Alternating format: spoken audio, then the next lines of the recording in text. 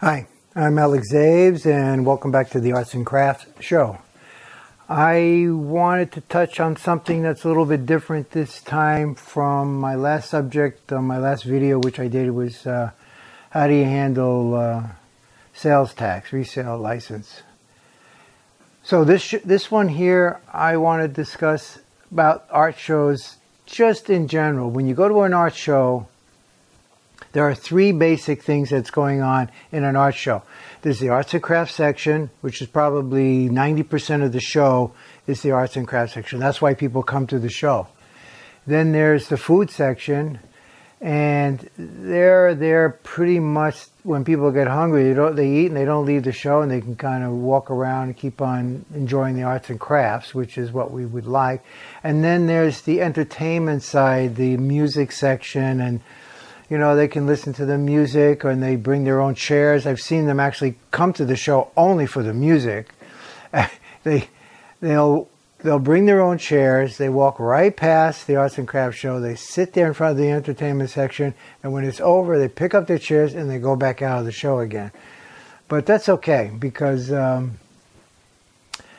for the promoters, it's numbers, getting as many people to the show as possible. And you never know, when they're walking past your booth, they might actually see something that interests them and they will buy something. That's up to you, up to me, to get them to buy something. Now, I'm one of those characters. If you see me at the show, I'm usually the first person to get to the show in the morning. I get there at like 4 o'clock or 4:30 in the morning, while it's still dark, just before light. And I'm one of the guys that if the show closes at 6, I'm leaving at 7:30. I'm one of the last people to leave because, I know that at 6 o'clock when the show closes, there are still customers walking around, and I'm there to sell to them. And, they're there to buy, but they don't want to have to come back again, and they really would like to spend some money, and I'm going to help them buy something if possible. And I've made some pretty good money within the last hour. I've made, I don't know, $200, $300, $400 in the last hour, which is better than I was doing on an hourly wage during the show. So I do stay late. I've been doing this for 40 years. I love arts and crafts shows. It's in my blood. Feel very comfortable about it. And when the show is over, I don't leave the show. I camp at the show with many other artists and crafts people. So I'm still there. That's why I can get there very early in the morning. I camp at the shows, and I've got a video about that. Maybe I can put that up above if you're interested in camping at the shows. So you've got the music section, the entertainment, and you got the food section, and you got the arts and crafts section. But those three groups of people never really ever socialize with each other. And as long as I've been doing this, it's three different groups, it's three different societies, and they rarely ever get together. Really. I can even go up and buy some food from these folks that, and I say, I'm in the show. Yeah, you're just another customer. You're just another person, okay? The entertainment section, they're a little bit more friendly, but we're not musicians. They're the musicians. So they're more of the artist side, inside their blood. So there is a little bit of connection, but really not so much. So as long as I've been doing shows, those the three groups, we all coexist together, and we help each other. We make money together, and it's great. Okay, so you're an artist, craftsman. You do not want to be set up next to a musician, okay? If they've got a booth where they sell CDs, they're there all weekend long. Sometimes they sing a little bit. They brought their mic with them and they sing a little bit. But most of the time, their voice is not going to hold out for 8 or 10 hours. They're going to play their CD. It's going to be the same CD over and over and over again. And if you're set up right next to them or a couple of booths down, you're not going to be so happy. The first couple of times, the first hour, hey, not bad. This is kind of nice. At the end of the day, you're going, I don't want to be here anymore. Okay, so be careful where you set up your booth. Try to check it out. If you're not going to be next to a musician or an entertainer, try to find another space. The other space is if you're next to a food booth. Okay, that's probably worse for two reasons. Why? Because of the smell of the food will carry over into your booth. And then once, right around 11 o'clock to 1 o'clock, when everything really starts to get really busy, people will line up for food, and they may end up lining up in front of your booth. A lot of complaints about that. This is not just something this is not just an observation. This is a reality, okay? And one of the biggest sellers in the food booth section has always been this popcorn, always done by Amish people.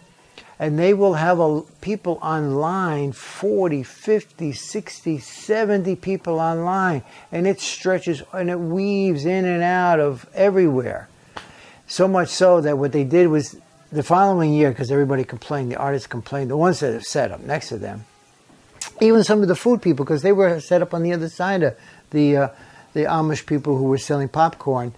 You know, and so what they did was they took their booth and they moved it back about, I don't know, 20, 30, 40 feet, just so they had extra room for a line, okay, to kind of bring them back into the show. There was space behind the show. They weren't backed up against anybody. A lot of shows where you'll notice that your booth is backed up against somebody else, there is no space. In this particular situation that I'm talking about is that it's an open area park. So they move all those Amish people now, this particular show, they move them back so that people can buy their popcorn. And now the Amish people also, they pre-pop the popcorn, put them in plastic bags. So when you walk up, they can just give you the bag really quick and get the customers coming and going really quickly. So 3 groups of people, all really, you know, when you talk to them, you speak to them if you can a little bit. And I do in the morning because I'm 5 o'clock in the morning. They're there. The food people are there prepping their food. They're cutting their onions, cutting the potatoes. They're getting the meat ready. They're pre-cooking it. They're getting it all mixed up and nice for their gyros or burritos or whatever sandwiches that they're going to make. They're all really very happy. It's a nice group. You can wave hello to them. You ask them, if there's any extra water, I use water sometimes for my craft, for my metalwork. And they'll give you an extra gallon of water from their booth. They're very amiable people, very nice, the food people. No problems with them at all. But they do food and we do art. The musicians do music and we do art. We're not in each other's group, but we do make up a really good show.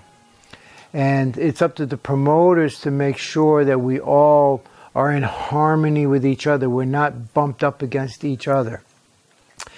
Some of the musicians, there is a stage at some of these shows because some of these parks have stages in there. And the stages, their music can get kind of loud sometimes. You really don't want to have loud music in an arts and crafts show. If they do have loud music, you want to be on the other end of the art show. You'll still hear it. But if you're in the front, right in front of the stage, 70 or 80 feet in front of the stage where all the people are sitting, they bypass the entire show, come sit down, come and leave. You've bought a corner booth, paid the extra money, but you're on that corner booth in front, 70, 80, 90 feet from the stage. You're not going to be able to talk to your customers. So you've got to keep an eye on what you're doing. The beginners at the show, I understand you're just learning how this all works. But if you can kind of get an idea, when you go to your first show and you had a good time, you made some money, you're going to do it again, walk around the show, see where you would like to be set up next year. Find out where the best flow of traffic is. Try to stay far away from the food and the music. And I do set up near a food booth sometimes. Sometimes they're just, it's part of the best area of the show. And yet the food booths are also not too far from me. But the people will come and make a picnic right inside my booth. And I have to ask them, please don't sit here. Can you kind of go over there where there is, some nice green grass over there? Very strange having to deal with the public. But if you're, everybody's having a good time. They don't realize, that this is our business, basically. Yes, this is our business. Yes, we need to make money. And if the music's too loud where you're trying to sell, you're going to lose money. Clients will go. Customers will not stay there. They'll come into your booth and they'll eat food, these big sandwiches that are just kind of like a wrap sandwich. Food will drop on the floor and they just keep right on going. So, yeah, keep a track of all this. But it makes the show interesting. And it's really important that we have food booths. And it's really important we have music. Because if we don't have that, the customers will go find restaurants somewhere else, and they won't come back to the show, and we all lose money. So we all work together in our own strange way. So that's what I've got to say about the Arts and Crafts Show. Business is the three of us together, work together. We don't really talk together, but we are together. So enjoy it. And next video I would like to put together is really more about the Arts and Crafts Show rules. And we'll see you at the next Arts and Crafts Show. Thanks very much. Bye.